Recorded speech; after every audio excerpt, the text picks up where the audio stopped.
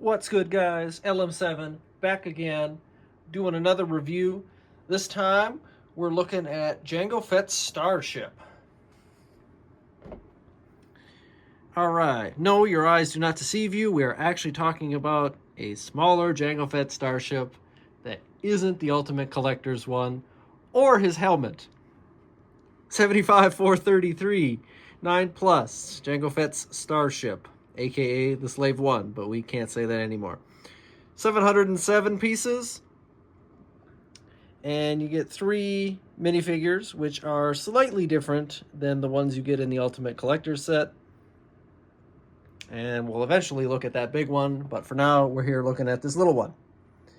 So, the burning question, what does it cost?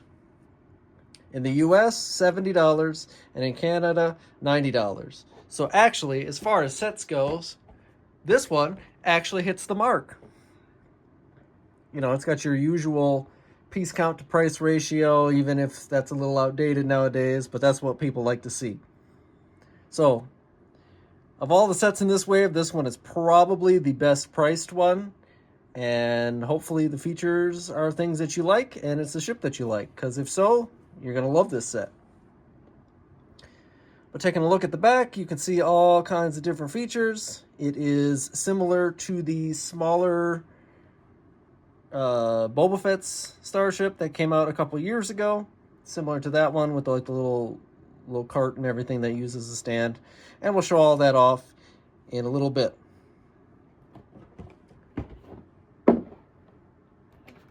All right. Instruction booklet. Not super big. Actually, you can see it on the stand there. It's funny because that's how they do it on the box, but they just clean up the stand part. I didn't notice that till now. And 166 pages later, you're done with the build, which is what you expect for a set about this size. So 2 hours tops if you're a newer builder or just taking your time. But I say, you know, these estimates, build at your own speed, obviously. But it's nothing crazy. And with that said, I'll see you guys in a minute to show you the actual build. Until then.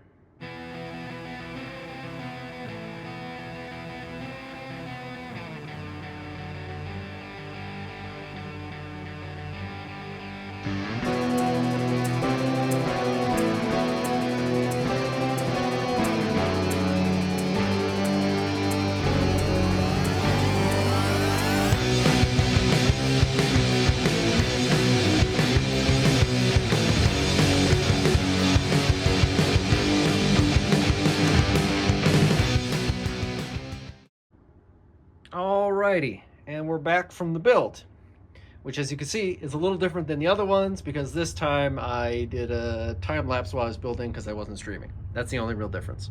Anyway, here is the set fully built. Just looking at it from a just viewing it perspective, it's got good colors. You know, I think it's a striking ship. I haven't reviewed the big one yet, but I still find it crazy. I thought it in that one too, is why I'm saying this. All the different colors. There's like light yellow and like sand green and dark blue and gray and white. A lot of colors, kind of like the Force Burner Snow Speeder, where you don't think all the colors are going to mesh, but in the end they actually do. But we'll talk all about that probably again when we look at the collector's edition of this ship. So, let's look at our dudes. Boba Fett. He is new-ish. He might actually be the same one as in the collector version. I'm honestly not sure. I've never compared them. But that's a pretty easy Google that I'm too lazy to do. Anyway, Boba Fett, he's not bad. He's got the short minifig legs, so they don't actually move, whereas, you know, they have like the medium length ones nowadays. I think the face is okay. The printing is all right. Nothing too crazy. I don't know if this is contentious or not. I've seen some discourse on it, but the hair is interesting. I know his is a little messy in episode 2, but I'm not sure this is quite the right style. It's okay. In my opinion, it's okay. he gets a smug expression as well on the other side, which I'm actually probably going to turn it to because that's more the one he has, especially when he's in the slave one. I mean, obviously, he doesn't look like that when his dad dies, but I wouldn't either, I suppose. Next up, we have a new, but not the greatest, Jango Fett.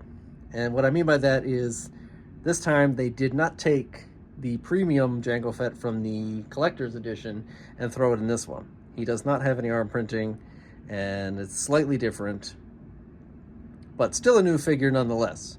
That I appreciate.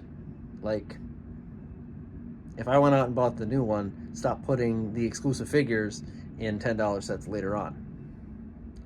I'm not going to fight anyone over it, but it's not cool, right? Like, I was going to buy the Venator anyway, but you didn't have to put the Captain Rex in a $10 fighter later on. Like, 3 months later. Come on now. Anyway, standard little pistols, nothing too crazy there. He's got the new antenna piece that they use in the battle pack as well, and it's a nice mold, I would say. He comes with his classic jetpack, and he has an angry expression on the other side, presumably when he fights Obi-Wan. Obi-Wan Starfighter that came out a year or two ago now would be a good set to play with this set as well. However, because this is a smaller fire spray interceptor, you know, the downsizing or whatever, it doesn't scale because Obi-Wan Starfighter is massive in comparison, but blah, blah, blah. Semantics. Oh, before we get on to our last minifigure, and probably the best one, in my opinion, they do give you Jango Fett's hair. It's just your standard crew cut, but that's nice. They don't always do that. Unfortunately, they don't give you a place to put it, so that's a little annoying, but you at least get it. They also do that in the collector one. So, probably my favorite minifigure, and it might be the best one of the set, is Lama Su. Finally get him as a official minifigure. I love his printing. The purple is lovely. I was going to say lavender, but that's the actual color. Haha. No, I just think the printing's good. He's very striking. The head mold is actually very decent. Goes well with Taun We that we got in the aforementioned Jedi Starfighter. It's got good back printing. I don't love it when they do these like long skirty pieces as legs. I prefer regular minifigure legs, but I do understand why they do it. It does fit the ensemble well. I just think he's a great figure. Definitely a worthy exclusive minifigure. And in a set where, you know, Jango, if you don't have the collector's one, Jango's a little harder to get. Pretty good deal if you ask me. All right. So, we see that it has a good piece count, decent figures. What does it do to make it worth the actual price? Well, to start off, you get this little Kaminoan speeder. That's what I'm going to call it, because obviously the box art is showing you're on Kamino. And to start off, you have, I put the other stud, they put the other stud shooters, I put them in there, in the little crate, and this crate's actually connected this time, so it's not really meant to come out easily. And you can put a driver in there. It's a little unorthodox, but Lama Su can drive. I would never do that, but I guess I just did, huh? So the other feature is that this platform does raise, and that is going to be the stand for the actual ship, and we'll get to that after we show off the ship. But it's just a simple lever, nothing too crazy there. It's got the little clear pieces on the bottom, so it slides fairly nicely. But other than that, there's nothing too crazy about this. It's really just an excuse to be a stand without being a stand. It gives you some play feature, which is nice, while also having real function. All right, the Slave One. It is a little smaller than I would have liked, but it's about the same size as the last version of the Slave One that was meant as a playset. The one with Boba Fett from The Mandalorian. Or maybe it's from the Book of Boba Fett. I don't remember. It's from one of those two shows, the set, technically. Anyway, it's about that size, which isn't a terrible size. But, like, I know even without having the set here, comparing it to sets like the 8097 Slave 1, that thing was massive. The one that came with, like, Bosk and Dengar and stuff like that. But that's not to say bigger doesn't always mean better. And this set is actually fairly decent. So, start off, a couple downsides. There is a good amount of stickers. You can see there. You can see there. Maybe I lied. Maybe there isn't that many stickers. I mean, there's one on the front. Clear and obvious. So there's a couple. So if you don't like stickers, that's already going to be a negative. But it's not a huge negative, I think, in this time around. Unfortunately, these do not open this time around to have like little play features, but they still have the accurate little gun ports here, and they move should you ever want to, but they're kind of just detail oriented. And I guess the other actual downside, which is not a big one, but you do have to mention it, these do not rotate this time because they are, unfortunately, stud shooters. And I mentioned this in another video. I hate when they replace the whole gun in emplacement or whatever with stud shooters because I just don't think it works. But you get 4 of them on this one. And, I mean, technically it's accurate, but I kind of hate how that looks. So, me personally. However, the rest of the ship has a very nice design, and it was a fun build. So that kind of makes up for it in my book. I really liked this whole section. Was cool to build. You got your wings, as you can see, do rotate. So if you hold it vertical, the wings do rotate with the ship, which is kind of a integral part of the set, obviously. And it's still pretty intimidating, you know, just as it should be. And then you put the noise, do. All right, so obviously the canopy does open and you can put both figures in there, which they don't explain very clearly, but I will show that in just a second. Before we do that, if you go to the back, you can see a whole bunch of, well, you can see the engine details first of all, but you can see a whole bunch of like weird, like little technic-y contraption stuff going on here. So if you press this down,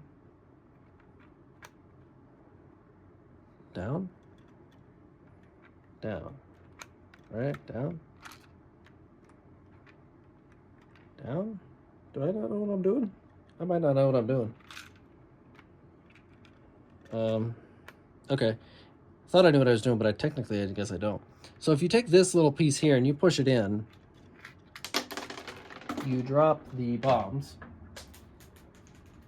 This is why we don't do shooties around here, folks. This is why we don't do it. Lost everything. They broke into 10 million pieces, when in reality, there are only 3 pieces. This is the thermal detonator, or the seismic charge is what I meant to say. So, yeah. So here's what it actually does. When you push this little piece forward, it opens that flap and drops the bombs. And then you lift that piece up and slide the detonators in. I actually kind of struggle to get the detonators to fit in there properly. That's kind of just big finger problem. That time actually worked pretty nicely. All right, so it does drop bombs, and that's cool. That's a nice play feature and accurate, and we like all that kind of stuff. So let's actually get our dudes in there to prove that you get both dudes in there. All right, so Boba Fett. I learned you do nothing with him. He just sits in there. He's not connected to anything, which is strange. Now for Jango, as you all guys already know, I am lazy and I'm not taking his guns off or taking his visor off. So I just do something lazy like that and I fold everything down. And then he sits on these studs here. And it does close. It's a little open because of the guns, but it does fit without them. And then you can see both of them inside the ship. So that's nice. They didn't have to do that. They could have gotten away with just having Jango in there, but it wouldn't have felt the same, right? At least I wouldn't have thought so. So far, it's got a whole bunch of checks. I like that it also has a stand, which makes the little cart useful. So kind of like a transformer, you transform the cart, and then you just lean the ship up against it, just on these little grooves here. It's not actually connected to anything, which is a touch scary, but surprisingly durable. Kind of like the Boba Fett version of this ship that I was talking about. So there it is on the stand, and it stands fine. What can I say? It's not actually connected, and I like that they integrated the stand into a cart so it can actually be played with, because you know, if I was still a kid and displaying this ship, I would want it to be in actual landing mode, so I'd have it on the ground like that, and then I'd be like, well, why do I have this little stand thing? That's stupid. So that is everything there. And as you already know, I'm lazy, so that hairpiece is also getting thrown in there. But that will do it for Jango Fett's Starship. What do we think? Honestly, like I said in the beginning, best price of any set of this wave. It actually feels like it's the right price and isn't crazy, burdened with every little fee. Oh, well, Lama Su has purple, gotta add $20 there. So none of that in this one. It's a touch on the smaller side, but I don't think it actually hurts the set in any real way in that regard, except if you equate size to cost, and then you might think, it's a little small for $70. But as far as play features go, and build, and actual pieces in the set, and cool minifigures, I think this one is actually a win this time around. And I think it's still bonkers that we even got this set and a collector version in the same year, after not seeing Jango Fett's Starship for 20 years, So that's what I have to say about it. What do you think? Let me know in the comments. Leave a like. Subscribe if you like what I'm doing here. And with all that said, I'll see you guys next time.